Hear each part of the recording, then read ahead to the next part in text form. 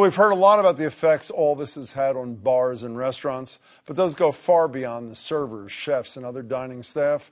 As Stephanie Leydon tells us, there's a whole series of industries that are interconnected, and they're getting hit pretty hard. When restaurants were ordered to shut down their dining rooms to help slow the spread of the coronavirus, most had a kitchen full of food. We just kind of started to get a little creative with it. Jeremy Keene, the chef and owner at Brassica in Jamaica Plain, took inventory and decided to make dumplings. It's labor-intensive work, and now everyone's involved, from waitstaff to dishwashers. Dumplings are cheap to make and profitable.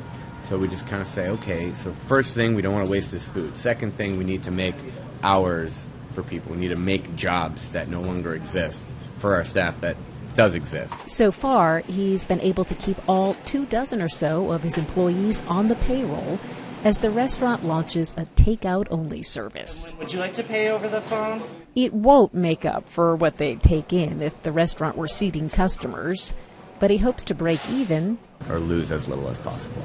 Restaurants are in survival mode, and right at the beginning of what's typically the busy season, when warmer weather and events like the Boston Marathon bring people out, many have shut down altogether. The ripple effects reach across a supply chain that includes a network of farmers and fishermen and wholesalers like Max Harvey. He's usually hustling to get fresh fish to 140 restaurants. And how many of those are buying right now? 4. Inside the Wolf's Fish Processing Plant, the walk-in cooler is bare. But even with so little business, workers are still being paid. Harvey wants to be ready when restaurants reopen. If they reopen.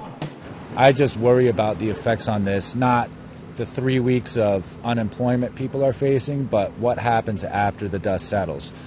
Our restaurant's going to be able to recuperate from being offline for so long. Even in good times, the restaurant industry operates on tight margins.